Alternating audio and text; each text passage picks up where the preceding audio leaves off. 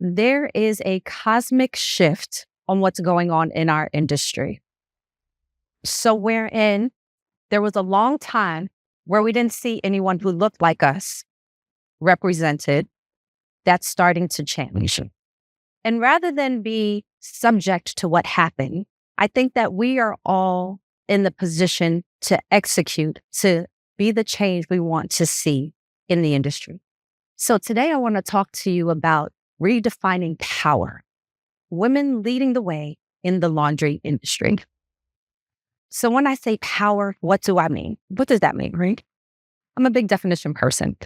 The definition of power is the ability to do something and act in a particular way, especially as facilitated or as a faculty or quality, like the power of special. I think what we as women have is more in line with the second definition of power, the capacity or ability to direct or influence the behavior of duties of others or the course of events, right? So as Colleen mentioned earlier, the laundry industry as a commercial industry was established, like in the 1950s? We don't need to wait another 74 years before there's a change. We can be that change. We have the power to be the leaders in the laundry industry.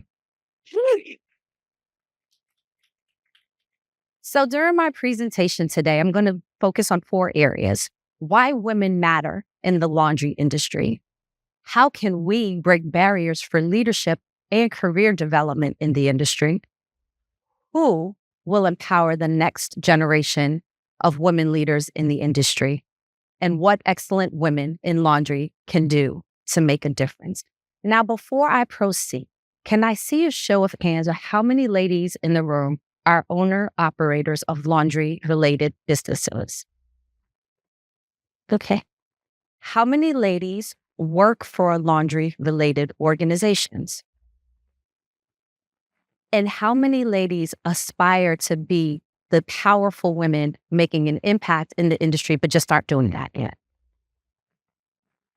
So we have a nice mix. And I don't want to just speak to it from an owner's perspective, because we also need to work together with the women who are working in supportive roles in the ancillary businesses to make this happen, make this power come to fruition. So who am I? And what do I have the audacity to talk about this topic like? Well, many of you might know Waleed. I was affectionately referred to by Bridget as Waleed's wife. In a loving way. So yes, you did not introduce me that way, but it's okay because, Waleed is my partner in life and in business. We are the co-founders of The Soapbox, a premium laundry brand based in Brooklyn, New York, where we provide laundry, dry cleaning, and sneaker cleaning services to residential customers as well as to commercial accounts. So I don't take it lightly that I get to do business with my partner in crime, especially since Waleed has used his voice for good and not for evil in the laundry industry. So some of you may have seen his videos on YouTube. Some of you might subscribe to his weekly newsletter called Wash Weekly. And Waleed Cope is the reason why I am in the laundry industry. Waleed's family, his father and his 2 uncles, started Cope Brothers and Sons, a self-service laundromat in Bed-Stuy, Brooklyn, over 30 years ago. Now, any of you who are familiar with New York and have heard of Brooklyn and have heard of the neighborhood Bed-Stuy, it was affectionately referred to as do or die Bed-Stuy, because folks in our neighborhood just don't play. But to have a business that has lasted for generations, and for me now to be a part of it, I consider it an honor and a privilege. Because for many people, when they get married, they get a honeymoon. Waleed and I literally walked out of our wedding reception and walked into the Soapbox to take over as the owners. Now, still waiting for my reception. But it's powerful to be able to carry on a family legacy. And so I don't take that lightly. Thank you both. So with respect to our business background as owner-operators, on the commercial side, we've been able to do business with well-known global brands, including Tory Burch, Rolex, Cartier, and Brooks Brothers. And I say Tory Burch first because she's a real person, right? And she's actually somebody I consider a friend. But we've learned how to navigate the business, not just for the people in the neighborhood, but to be able to get these clients and be able to get repeat business from these clients on the laundry side. When I'm not running the business with Wally, I run the business that my family started, which is a security company. And in my capacity as the leader of that business, Johnson Security Bureau, we've done business with other large corporations. The first one I mentioned is USTA. We're here at the PGA National Resort. The United States Tennis Association, which has a large footprint in Florida, also has location in New York City, where they have the largest sporting event every year, the US Open. They're one of our clients. We provide them security services 24/7. This year makes 7 years we've been working with them. We work with global banking institutions like Citi, where we provide security in their facilities. We work with Turner Construction. We recently started a new project with them at the New York Aquarium. And everybody has trash. We work with waste management to provide security at some of their waste treatment centers.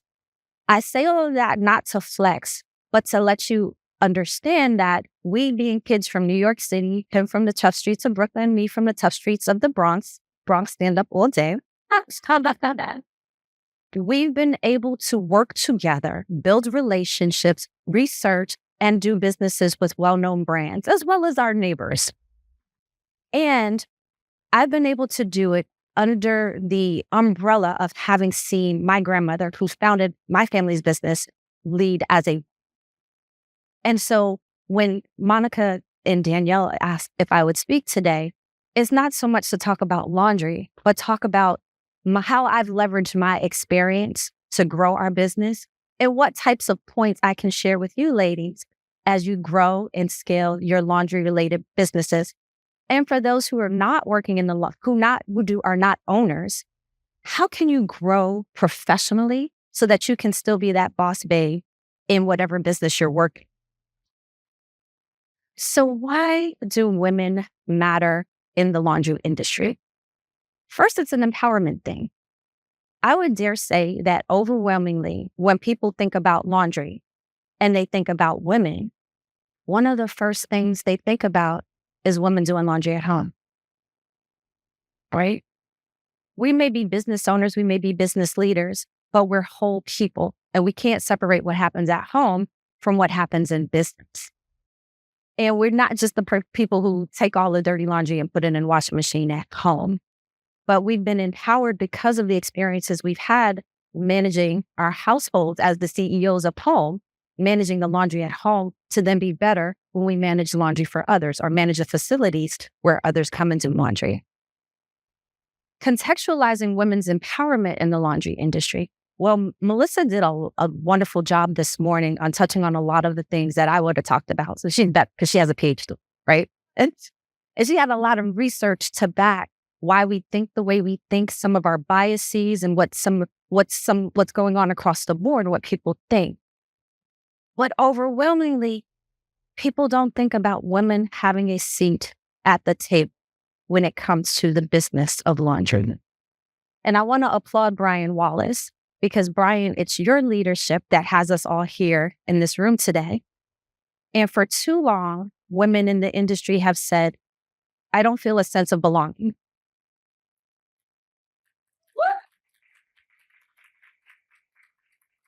I don't feel like my voice is heard. I don't always feel like I can go to the guys and ask them my questions and be accepted, right? And so that leads to some of the challenges and barriers that women face.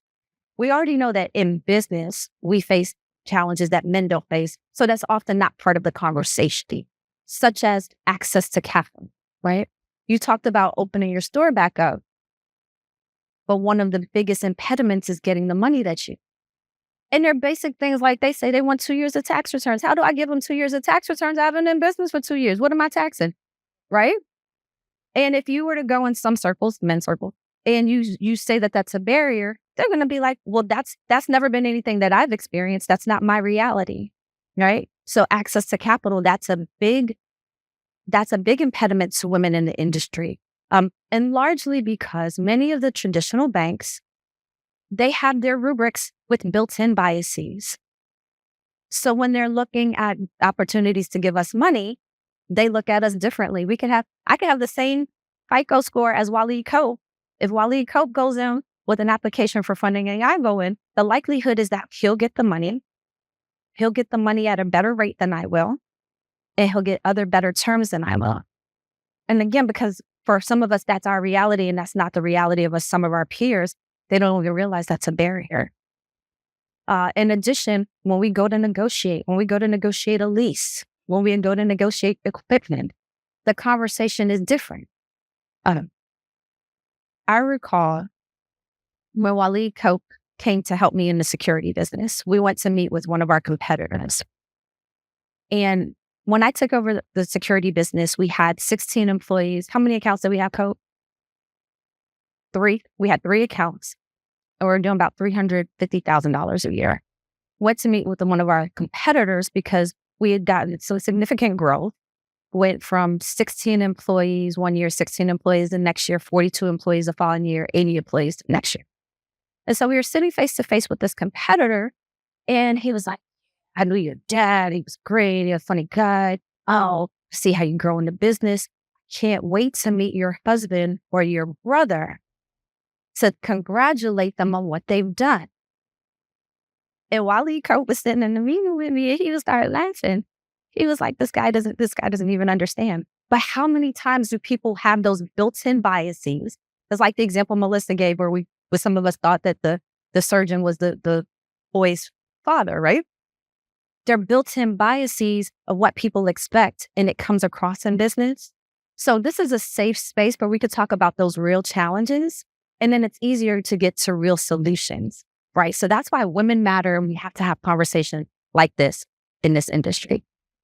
These are just some snapshots, some pictures I did when I Googled women in laundry, right? Because again, when we think of women in laundry, we think about women in the house, or you think about the trope of wash women. How many of y'all hear that? I remember one of the guys in our office just, goodness, Miss Johnson, they gossip like a bunch of wash women. And then back in the days, I used to giggle, but then I'm like, wait a minute, that's not edifying. Like, good about getting. Exactly. But that's what would happen. Women would go to wash their clothes. They would gather, they would talk, wait for the clothes to be finished. And that was what the impression was, that women would just gossip over laundry. Yeah.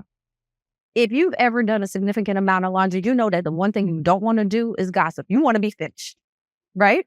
You want to be done. And you really want somebody to come and fold, because the washing and the drying isn't the hard part. It's the folding, right? So these are some images of women in laundry over time. Even when you think about who the average laundry attendant is, more often than not, we're going to think of women.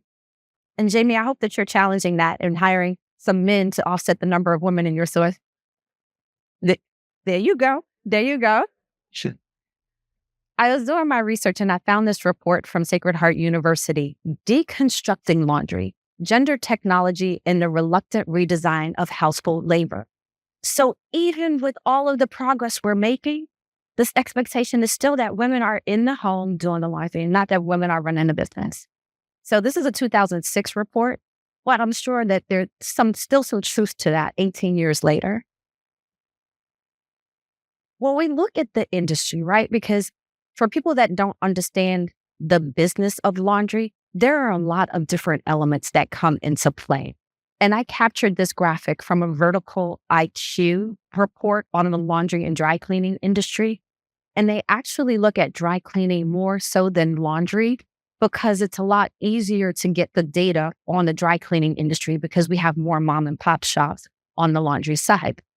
And so for those of you who are not yet in the business and are looking to get in the business, don't think that your only option is to open up a self-service store or to do wash and fold.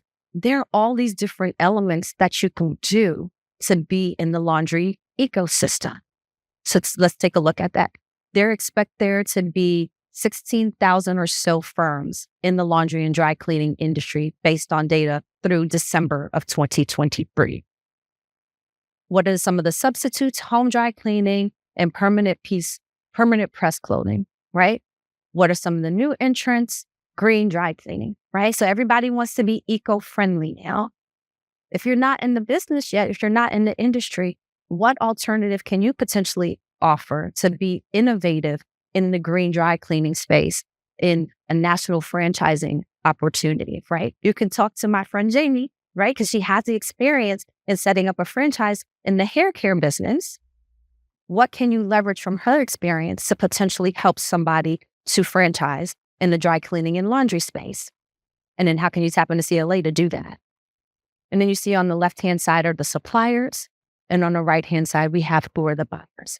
Now, many of us are going to serve that first option, the individual consumers. But know that there are other opportunities out there like hospitals, hotels, and other industries, retail, health and beauty, right? The beauty industry, spas, salons, they also procure a lot of laundry services. If you want to be on a supplier, cleaning equipment, chemical solvents, bags and hangers, if you get you a supplier that's offshore and you can get something that's innovative, that's low cost, and then reshore it, that's an opportunity for you to get in the industry, as well as information technology. My friend Bridget at Sense, they're really trying to find a way to leverage and commercialize the data that's available on what we're doing in the industry. So if you're not yet in the industry, what information do you have on the information technology side that you could package and offer to the women in the room who do have laundry and dry cleaning related businesses? Again, from the Vertical IQ report, this is a little bit of a forecast for the industry. So the block with the smallest amount of growth, that's what they see for this year. For this year, they anticipate growth at a pace of about 1.7%. That's not right. So this year, we're probably going to be relatively flat. And if you take into account what's going on with the elections, what's going on with the economy, what's going on with geopolitical issues, that's why they don't expect much growth this year, right? Because people are kind of hold on to their money to see what's going to happen in November. The good part is they expect growth over the next 3 years. How much of that growth are we going to get?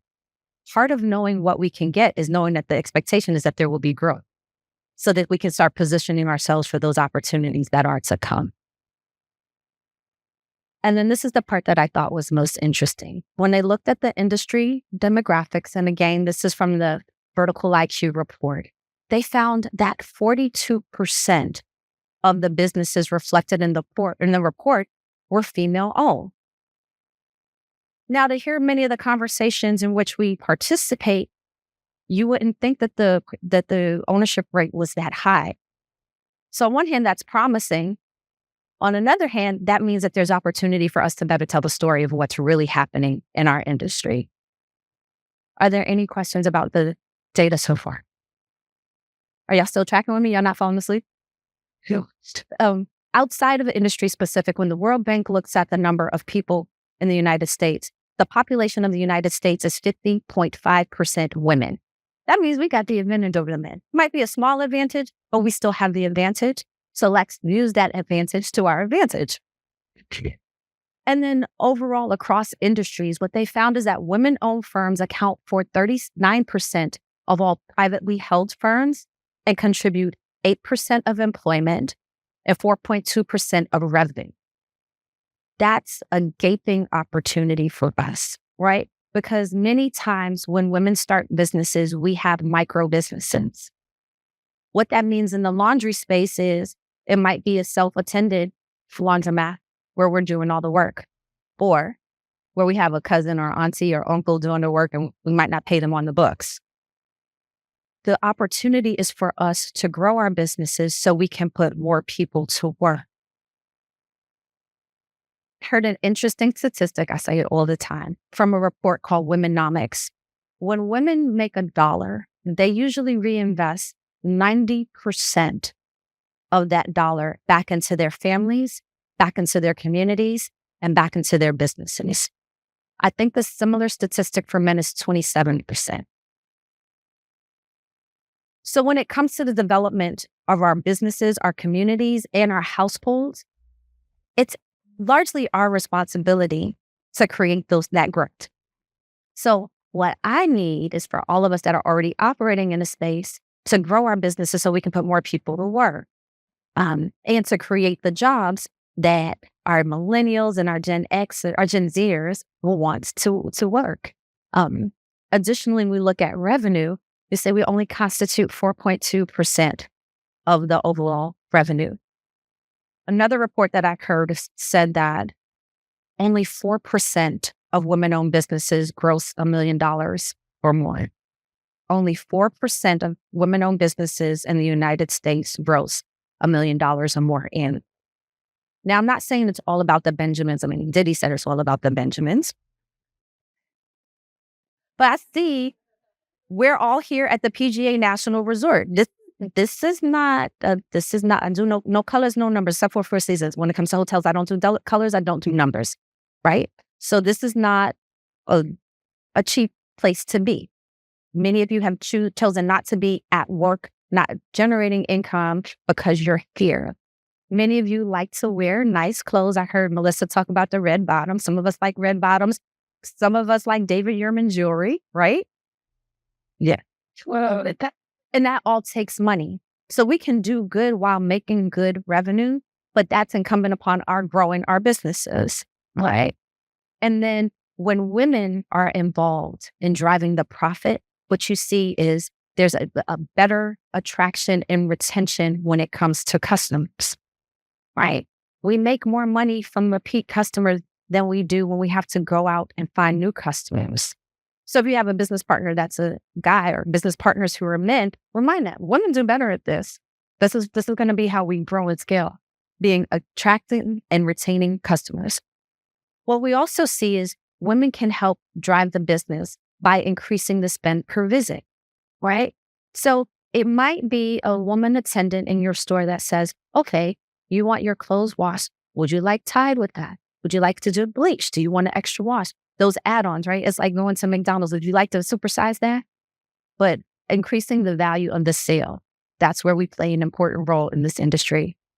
And as it applies to profit, right? Because once they're in the store, they're going to spend money, but it's about getting money that's going to be profitable. And then effectively managing costs and equipment utilization. I mentioned that I got to sit by my grandmother as I learned how to be a leader because she founded our security company. My grandmother came out of the Depression era. She was very tight with a queen. But because she was tight, she was very efficient in how she operated her business. And that we as women tend to be much better with watching the queens when it comes to the laundry businesses. So that's going to be important as we drive profit in our businesses. Any questions about this? Can I keep going? Anybody sleep in? Oh, goodness, this didn't come out the way I wanted it to look. So how can we break the barriers for leadership and career advancement? Melissa talked about some of these things in the morning keynote, but I think one of the biggest drivers for me has been in finding mentors, sponsors, allies, and advocates. So those people that would take me to the side and whisper in my ear and tell me how I could get better, right? And I believe that women typically are very good at getting mentors. Say women are the over-mentored demographic when it comes to business leadership because everybody wants to be our mentors. The more challenging part is how do we get those sponsors? How do we get those people who are going to mention our names in rooms where we're not seated? And that's a heavier lift. Part of it is because of how we often show up in the workplace, right? We're nice. We don't want to be mistaken for the witch that rhymes with that starts with a B, right? We don't want to be seen as that. And so we don't always ask for the things that we need. Whereas our peers, they never have a problem in asking for what they need.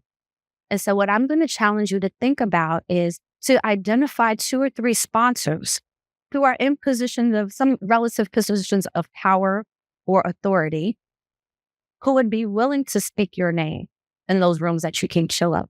And if you don't know those rooms, where those rooms are, then I would invite you to have conversations with Brian, to have conversations with the CLA team, to understand who the movers and shakers are, who are interested in supporting women in the industry, who have opportunities for growth for the women in the industry and who have already demonstrated that they can work with women in the industry, because everybody's not ready.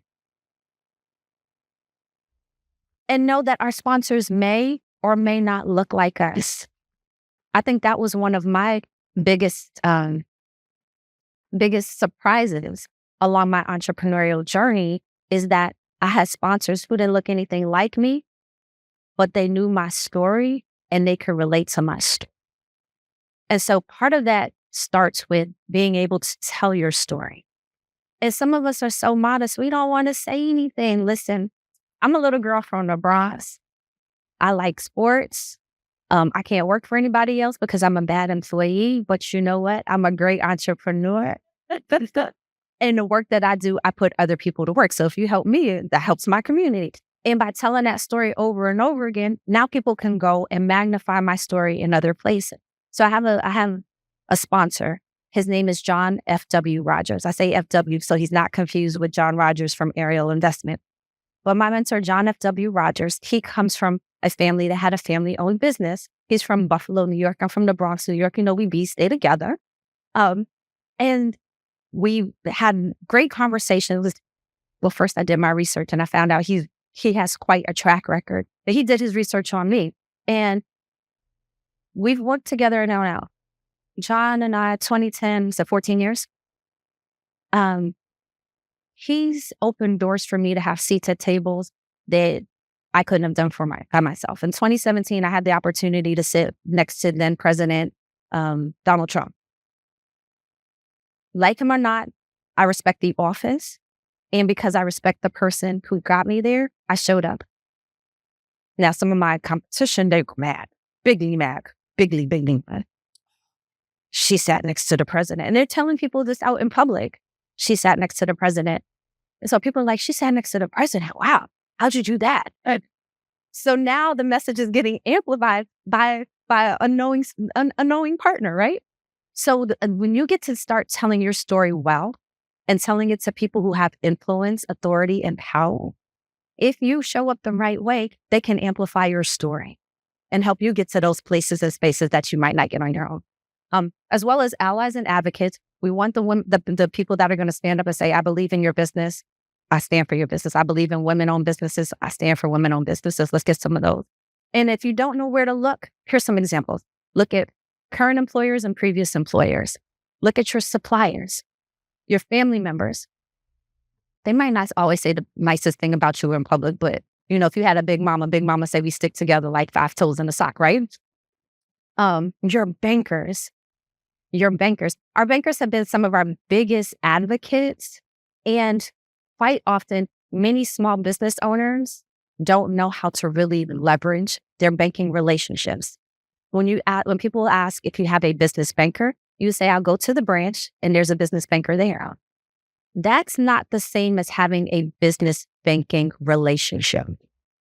A business banking relationship is someone who knows you by name, who you know by name, that they understand your business and your business goals, that when you are bidding on a new opportunity, they're the first person that you call so that they can make sure that you have the access to capital that you need.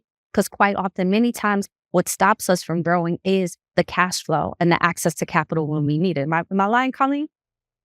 Right? So leverage your bankers to be your advocates, sponsors, allies, and advocates. You can also use your customers, other entrepreneurs, right? Because as you build community, you'll find your tribe. But I know that there have been plenty of opportunities where I'm in a room, I can say, oh, have you used my sister Carla? She has a manufacturing business. You know, she's a family-owned business too. If you're looking for manufacturing, call Carla. And I can think of countless people where I've said their name, they don't even know that I did it, and they ended up getting opportunities. And who can you do that for, right? Because the universe reciprocates. If you are able to shamelessly give somebody else an opportunity, trust and believe there's an opportunity wait for you down the hall. School connections. If you went to college, leverage your alumni association, leverage people you went to high school, college, elementary school with. And then other professional relationships. So the Women in Laundry Network is a great place to start, but there are other networks that you might have as well.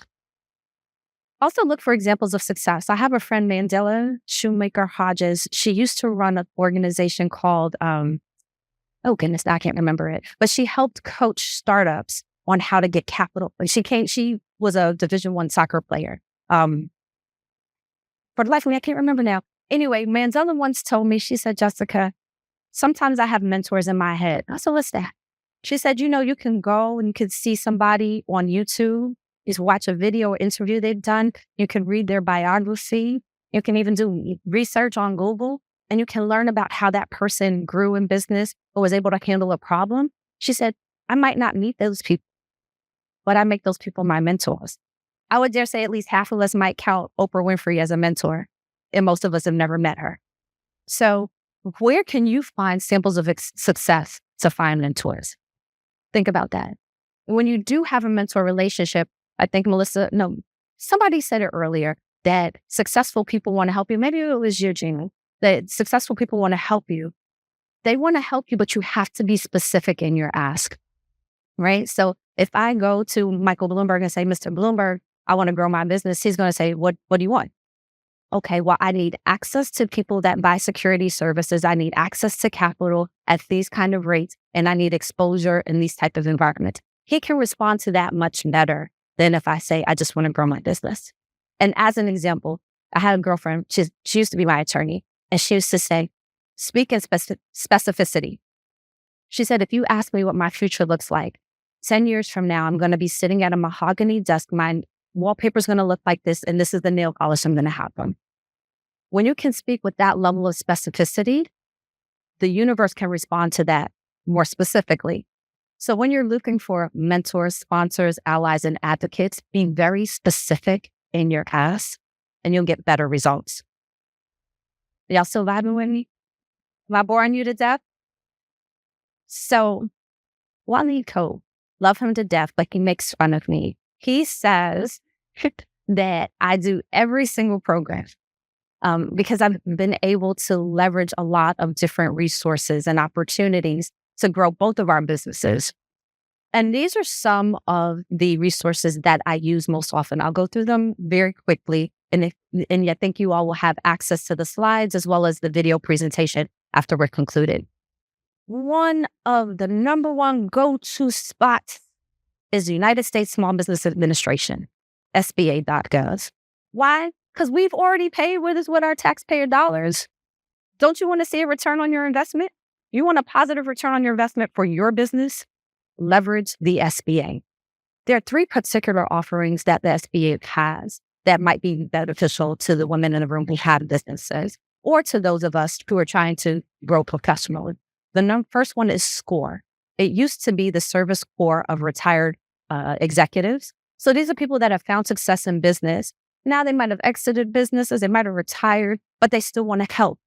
You can meet with a SCORE counselor and they can help you address some of your business challenges. Whether you're trying to create a business plan or trying to market better, they have areas of expertise that in which they can assist you.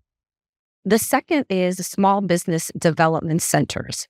So there are centers that are set up just to help small businesses. They can help you with business plans. They can help you with research. They can help you with access to contracting opportunities.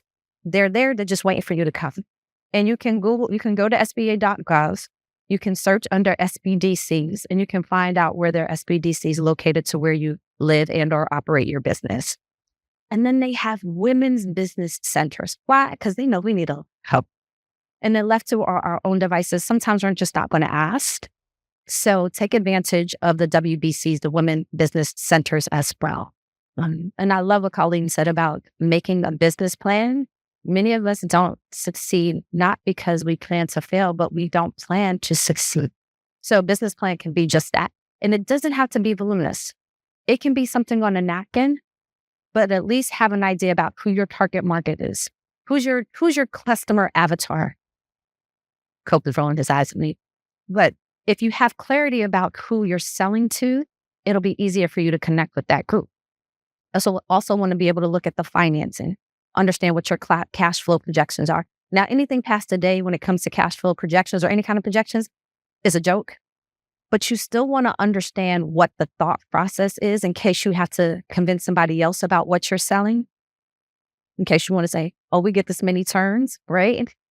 We need this much money so we can finance the new equipment as opposed to keeping the old equipment. We need to get a new space. We need to hire more people. We want to be able to justify that. So the financial piece in a business plan can help you. There's the National Association of Women Business Owners, NAWBO.org. They have regular meetings. Many of their meetings you can participate by virtually. Check them out. Elevate Network, another tremendous organization for women in entrepreneurship. Hello Alice. Hello Alice is not specific to women in business, but they have a lot of grant opportunities, a lot of capacity building opportunities and programs that are offered by corporations that believe in diverse groups, whether they're women, people of color, disabled people, or veterans. So check out Hello Alice, because there are a lot of people that got money during the pandemic, especially by understanding the offerings that Hello Alice captured. There's the Female Entrepreneur Association. There's the Tory Burch Foundation. Now, Tory, because she's a designer, she has a lot of things that are focused on style and creative type businesses. But I would dare say that laundry, because of its relationship to clothing, to wardrobe, might be a good fit. She offers mentoring services, access to capital, and she's just been a tremendous voice for women in entrepreneurship. Women Impacting Public Policy, that's an organization that I stand for, because I believe on the policy side, we have to understand the policies that impact our businesses and be able to speak to the policy makers so they understand what issues are critical to us so that they can address. Women have historically been underrepresented in the legislative branches, whether it's Congress, Senate, or state houses. We're seeing increasing numbers of women getting elected, but we still don't always have our voices represented. So Women Impacting Public Policy looks at policy from a national level, in addition to some of the work that Brian and CLA are doing with the policies as it relates to the laundry industry. And then the U.S. Chamber of Commerce. I think Jamie mentioned getting involved with your local Chamber of Commerce, but the U.S. Chamber of Commerce is a wonderful resource regardless of where your business is located. And they have a number of different diverse businesses with whom they work.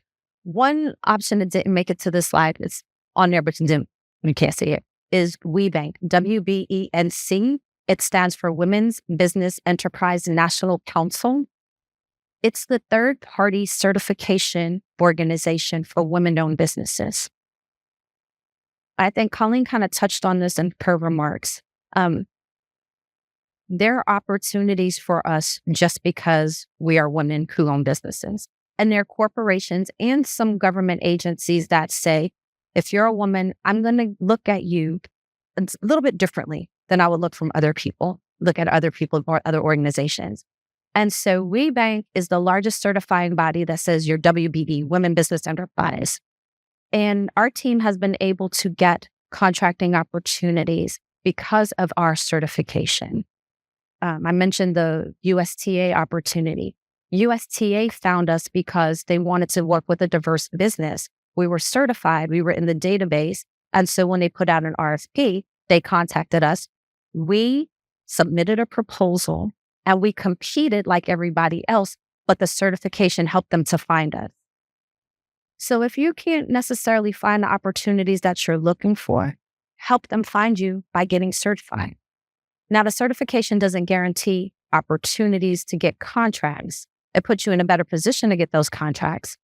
But WeBank also offers capacity building programs. They work with the large corporations so you can start building relationships. And then it helps you build your community because there are other women-owned businesses that are growth-minded who are members or who are certified with whom you can work, exchange ideas, and grow and get better. And then if you don't want to bother with anybody else and you kind of want to be self-paced, you can always go to Audible.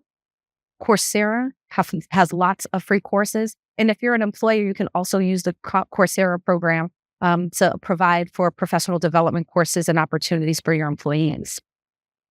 Google everything. There's free stuff. There's classes. Microsoft, not just on the Microsoft offerings, but as particularly as they try to reinvent themselves, there are a lot of additional products available. Udemy is another option, and YouTube University. I dare say some people know Waleed because of YouTube University. And you can also use YouTube University to tell your story. But these are some great resources if you're looking for self-paced either business development or professional development opportunities. I'm not going to spend a lot of time on this next part because Melissa went into very deep detail, but we basically have 5 different generations in the workplace. And so understanding the nuances in these generations will help us be successful as we service these different constituent groups, but also as we employ these constituent groups and as we make exchanges as professionals in the industry with these different groups. So the traditionalists, baby boomers, Gen X, millennials, and Gen Z, with millennials and Gen Z representing the greatest opportunity where we can make a difference. So this is what I titled The Mini Boss and the Big Boss. That's Waleed, and that's our 3-year-old niece, Layla Grace. And Layla Grace spent 10 days with us earlier this year. And every day she went to the work office with us, and she told Waleed, Uncle Waleed, you're the big boss. I'm the mini boss. Now, 3 may seem like it's too early to start making an impact. But as we think about the next generation of leaders, of women leaders in the laundry industry, it's not too young to think about. I mean, we can think about people that are sitting next to us, as well as the people who haven't yet made it into the room. So I want you to be mindful of all ages, right? Because as a Gen Xer, I feel like if I'm listening when she said the Heisman polls, right? Like we stop, you got to do this. But there's so much opportunity for us to leave a positive impact on young women and girls about what we are doing and what we are trying to do in the laundry industry. So how can we do it? Well, we can hire, train, and promote younger women.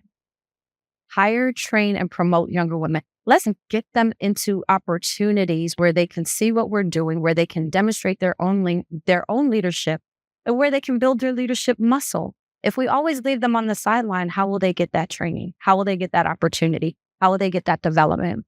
It's incumbent upon us to do that.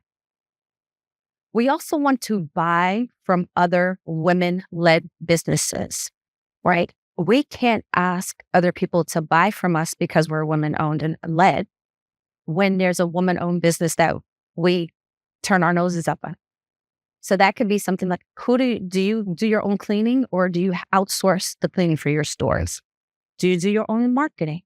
Or is there someone at the community college who has a marketing business? There's somebody that does digital marketing. I would dare say some of us on the older side of things may not know a lot about digital marketing, but we can find young women who are starting digital marketing agencies, and we can give them business opportunities. So let's not ask anybody to do what we're not willing to do. Let's support other women-owned and led businesses. Let's talk to people about our industry, the great work that we're doing, so that nobody ever says, I never thought about kneeling laundry, or I never thought about doing self-serve or wash and fold, right? The more that we tell our story and tell it to the next generation, the more that it will be top of mind as this is something I can potentially pursue as I get older. And then don't forget to volunteer with CLA so that this isn't a one-off, that it doesn't happen once or twice a year, but that women's voices are part of the ongoing conversation. Am I lying, Brian? And all right, so after, we're all on the high because we're here. We had a good lunch together out in the sun. We got to sweat next to each other. We got to tell sis, wipe your face, wipe your nose. Let's get it together. We're in here bonding, right? And there's a high level of energy. We're excited leaning into tonight's reception and then into the next 2 days of content. Next 2 days of content, right? But we have to go a step further. So what can we as the excellent women in the room do to change, redefine what power looks like? We can do more of what we're doing. So if it means that we don't always come together as a large group, maybe it's the group in Tampa gets together, the group in Atlanta gets together, the group in Columbus or Cincinnati gets together. let's have ongoing conversation with this network. We can do it in and see if we can hang out. Let's continue to build community with one another, right? We don't want to do some of the men have done to kind of shy us away. We want to invite other women into the fold, and we want to be strong so that when the men show up this evening, they're going to be like, wow, I don't know what happened this morning, but maybe next time I want to be there, right? And then we don't want to tell a false narrative, but let's talk about the positive things that are happening that would make somebody excited to get into laundry, right? Because we all have those days. Goodness gracious, the customer fussed me out because I told her to put on some clothes, right? The employee walked out because I asked him to take his earbuds out. My delivery driver didn't show up on time. Goodness, I couldn't get my equipment installed on time. There are days that will wear you down. But there's also so many positive things about what's happening. The industry isn't where it used to be. The community isn't where it used to be. We're having these conversations. We're building our networks. We're going out to fancy dinners with people like Mama Wells and having a good time and blessing each other, saying, sis, have you read this book? It helped me. Can it help you? Let's talk about things like that. So somebody says, oh, I want to be just like that. Or I want to be part of that, right? Exactly. She's doing it. I can do it. And we want to set a new standard among CLA members, right? There are a lot of different things that are going on in the industry. I don't know if y'all on YouTube and the groups, the Facebook groups. Everything's not edifying, right? But we can change the conversation and make it edifying. So let's set the standard or reset the standard among what it means to be CLA members so that as the membership grows, they won't default to the negative, but they'll see us and be like, yeah, that's it. So that's what I had to present to you before I get off the stage because how will I kind I can take some questions. Let's take some questions. Oh,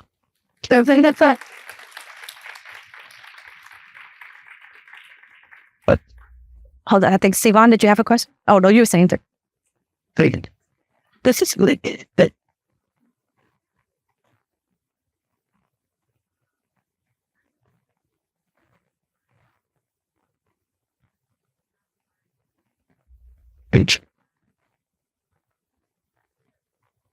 All right.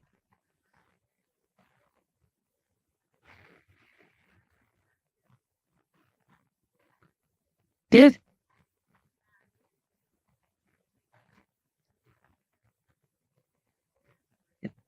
Or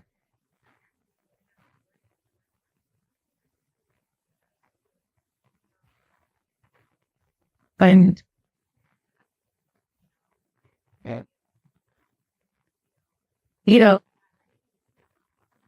so I think but I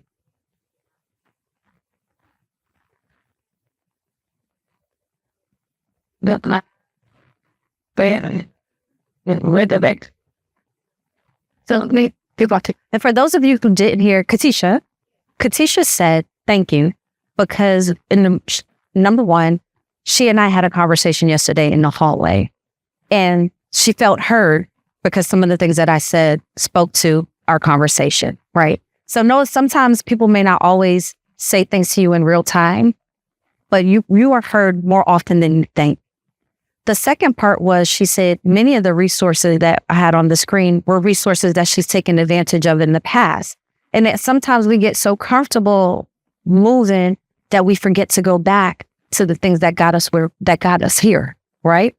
And so I know that many of you are already successful, so I'm not trying to talk down to you like I know everything business and you don't. But hopefully this conversation will remind you that there's some things that you used to do that you stopped doing, that it might be a good time to revisit, and that there's some other resources out there that you can combine with what you've been doing to achieve even greater success. Was that accurate? You're welcome. Do we have any other questions? Mr. Cole? You just want some show you out and like that.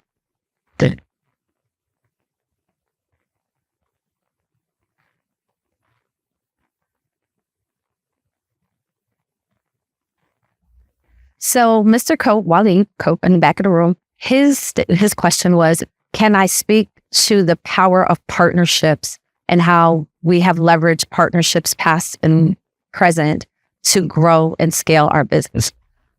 So as I mentioned, when Cope came to help us at Johnson Security, we had 3 clients.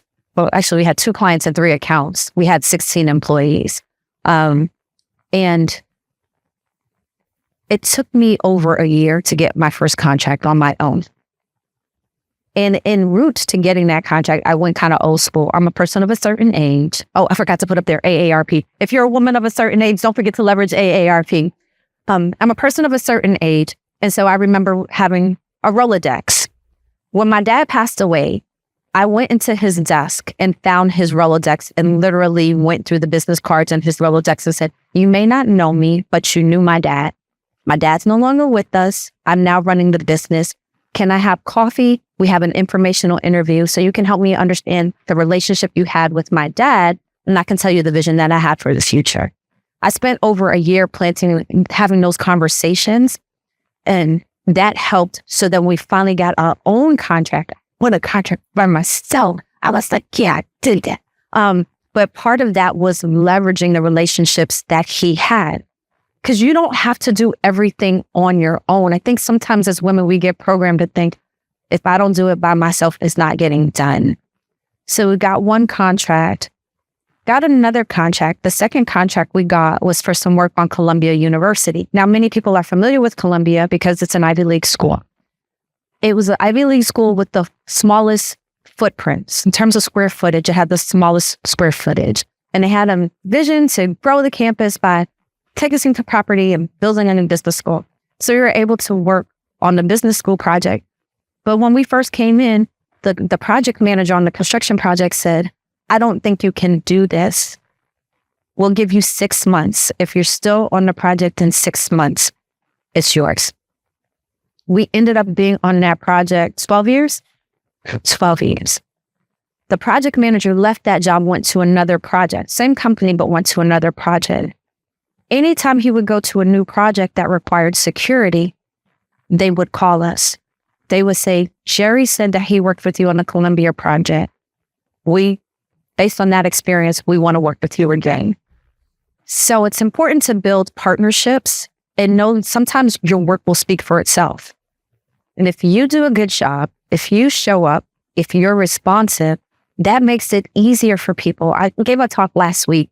Some businesses who wanted to get big corporate contracts. And I said, if you're not doing business with a large corporation now, what you represent to the procurement team is risk, right? If they keep the people they have, there's no risk in that. If they have a big company that's losing the money, there's no risk. But a small company that hasn't lost the money yet is a bigger risk. So you want to de-risk the opportunity for them. So when you have partners who can bring you to the table, partners help to de-risk that opportunity.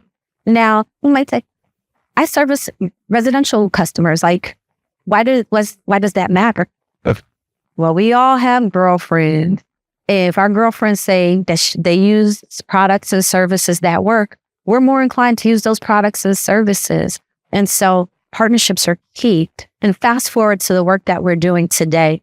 Last month, we got word from the federal government that we had been awarded a contract with a large government agency.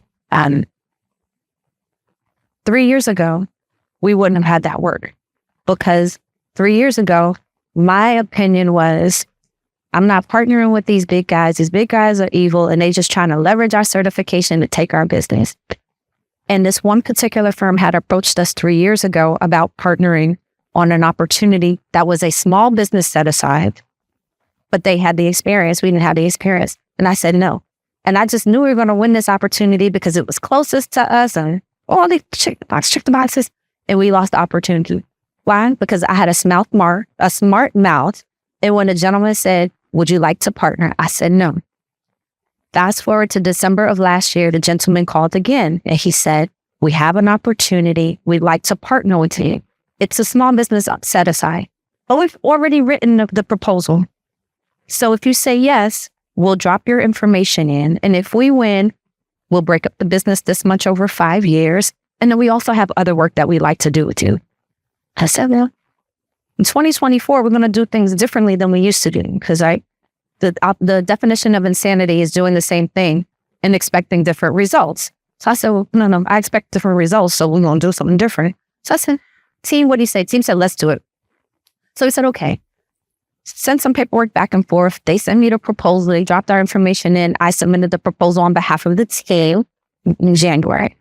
Federal government came back in March and said, there's a tweak. So we updated the proposal, sent it back. April 26th, federal government said, contract is yours. That contract, 1 year, represents more than 75% of what we did last year. And they have another opportunity that's pending where they've already submitted the proposal, but they said, you know what, we want to replace these other guys because you're easier to work with. And then they said, we had a call this morning, if you heard me being loud back at home, they were like, okay, and then this other opportunity is coming, so we really want you to be our partner, but you have to tell us yes.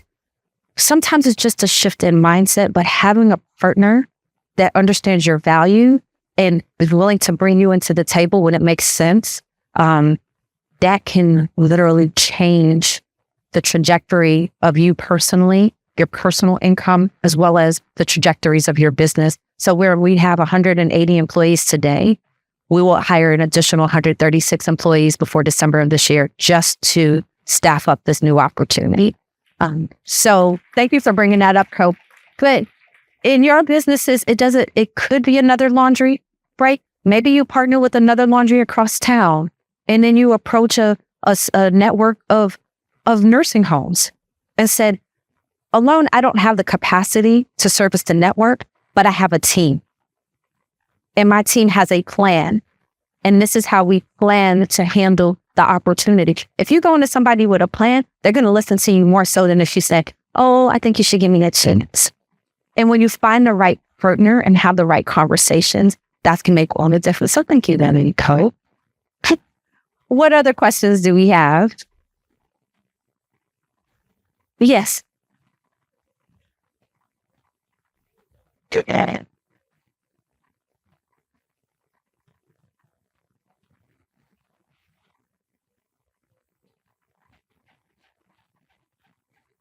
Okay, good time.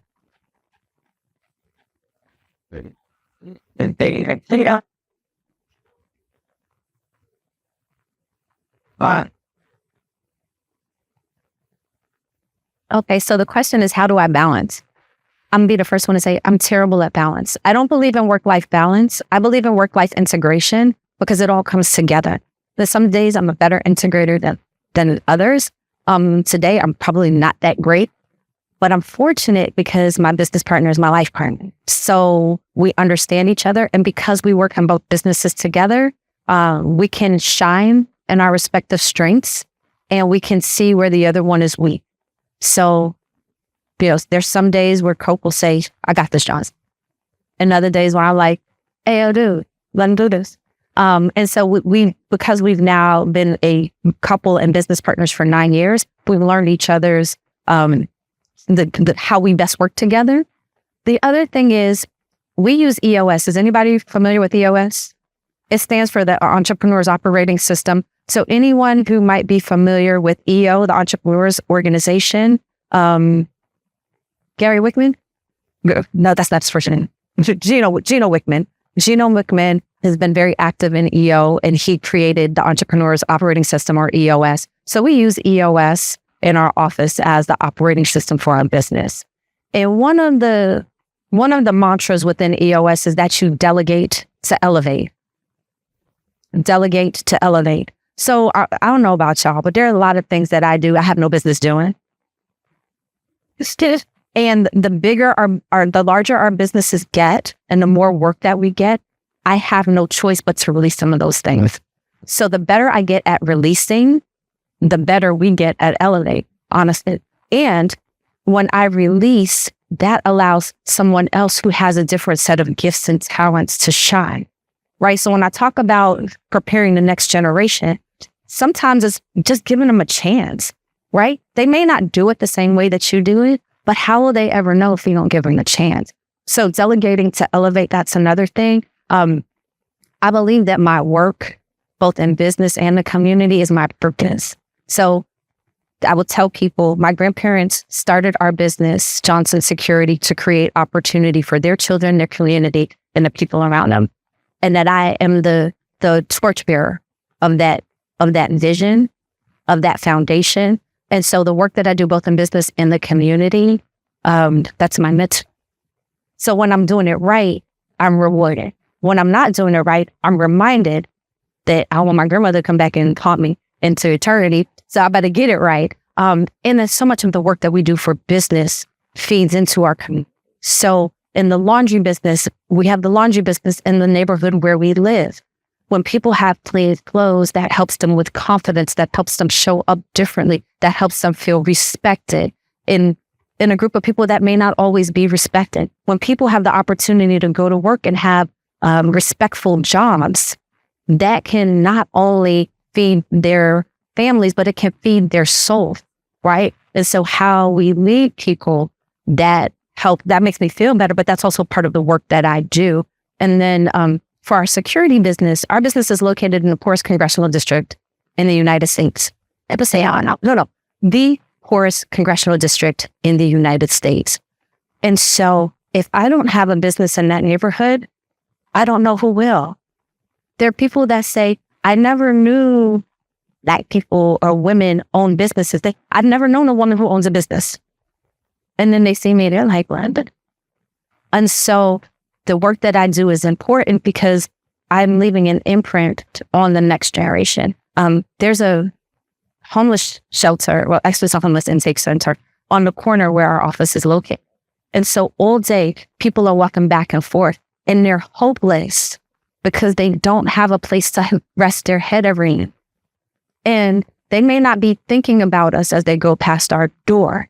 But when they see people walking outside and they have people in our uniforms, or people might be getting their paychecks, or people are coming out and having interviews, that might catch somebody's eye and give them a glimpse of hope that their situation today will not be their situation forever.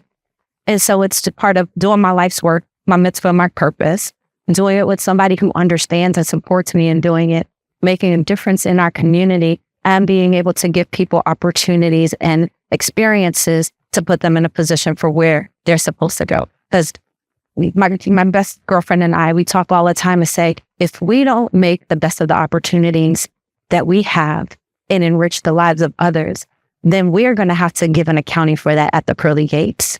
And I don't want to be told no because of what I didn't do. So at every chance, I'm going to try to do the right thing in this life. Did that answer your question? One other thing though, and it kind of goes back to the partners piece. One of the reasons why we've been able to work with a number of just tremendous partners is because of how we show up. So what I didn't mention is one of my partners is Goldman Sachs. We've been able to complete the Goldman Sachs 10,000 Small Businesses program.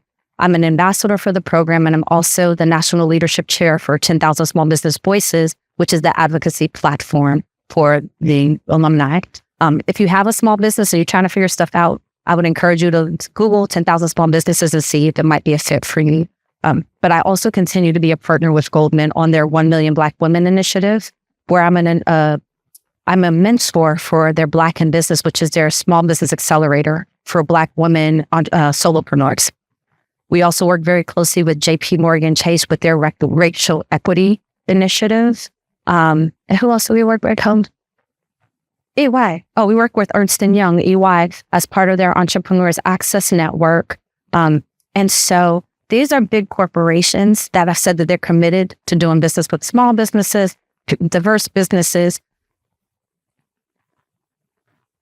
I understand the assignment when I get to work with them. And so I always know how to navigate those relationships because it's not always what you think. Some people think, oh, if Goldman Sachs has a program, that means I got to get a contract. No, Goldman Sachs has a program because they got a program. if you get a contract, that's an afterthought. And so just being open to what those experiences can mean and leveraging the relationships has worked really well for me, and open doors. And every time I get an opportunity, I do the same thing for the people I need to build a relationship with. And it's not like self-serving, like, oh, I want to go to the White House. Can I get a meeting with you? It's really about, okay, so what is it? What is your goal behind this program? And many of these organizations with whom we partner, they don't deal with small businesses directly. In many cases, if they deal with women-owned businesses, they don't put out a shingle and say, what's the goal of the program? You're trying to reach this constituent. You don't know how to reach this constituent. How can I help you? Right? You heard the expression with them. What's in it for me? If you're thinking about the with them for the person on the other side of the table, and you can communicate how you can achieve that with them for them, they're more likely to engage with you. So for example, with Goldman, we've been working with Goldman since 2010, right? And when we started, we were business number 10 in 10,000 small businesses. 10,000 small businesses, now over 15,000. And I can say, when I go back to Goldman, okay, I was in Florida talking to a group of women in the laundry business. Have you all thought about, with all the people putting VC and private equity money behind laundry, how do you tap into laundry owners? How do you tap into aspiring laundry owners? How do you help to fund innovation in the laundry space? Because it's not been innovated very much, right? And understanding what the business challenge is for them and helping them to meet those business challenges, that will take you a long way, because most people don't look at it that way. Most people are looking at what's in it for them, right? When I went to Goldman, I was like, I don't know what I'm doing. I just need to make it to our company's 50th anniversary. And at first I thought I knew the answers. And they asked me one question to set me down. They were like, what would you do if somebody gave you money? I was like, how much y'all money? They were like, why not? I said, my dad said, don't ever owe anybody anything. Right? So that was my mindset. And I remember the woman who had created 10,000 businesses, and she's now since left Goldman. She said, but what if you could use somebody else's money to grow your business? And I hadn't thought about that. So what that example says to me is, sometimes we go into situations and think we know the answers, and we don't. And sometimes we have to sit still and be quiet long enough to hear what the other person has to say, because we might learn something. And Cope teasing me. He's like, Johnson, like, what are you looking for? Goldman advises nations. So if they could tell another country what to do to be financially sound, don't you think there's something that they can tell you to make the business better?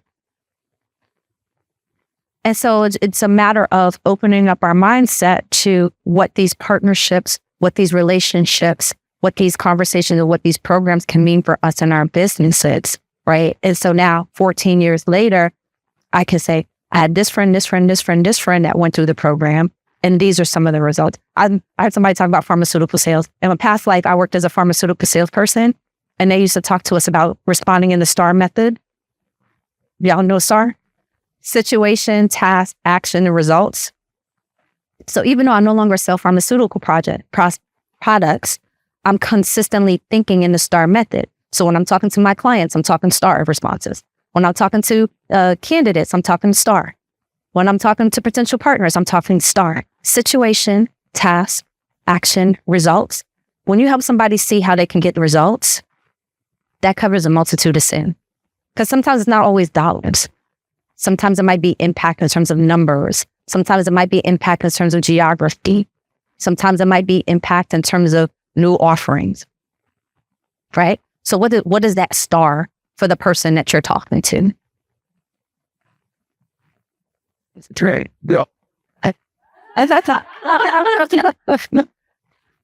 Any other? Are we at 2:30 yet? Are we good? All of it. Okay. Is there any other? I'm sorry. Can I just get one more? Jamie. So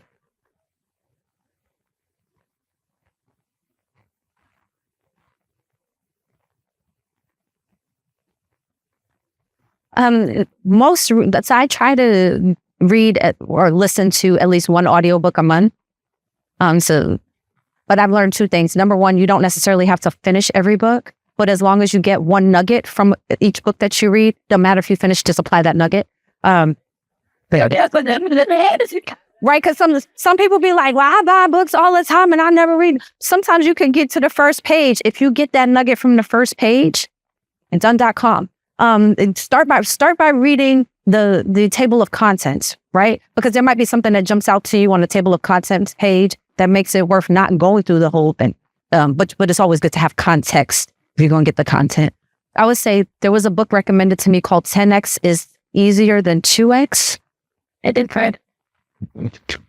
10X is easier than 2X. 10X is easier than 2X. I'm not trying to sell the book for anybody, but I need us to understand that sometimes we're working harder instead of working smarter. And sometimes you can do the same things and just do them a little bit differently, but you don't have to do X amount of those things. So if you have the opportunity, go to Libby. Libby is a free library reference, and you can get a lot of the same audiobooks if you don't want to pay Audible. And Libby, if you have a library card and your library is part of the Libby system, you can download books from your library system using the Libby app. It's completely free. And remember, our library cards are funded by our tax dollars, so you get a return on your investment. But just thinking differently about what growth and scaling looks like, I don't have to stay at 24 hours a day to get the same amount of growth. And we have very aggressive goals for this year. So that really lined up with our vision.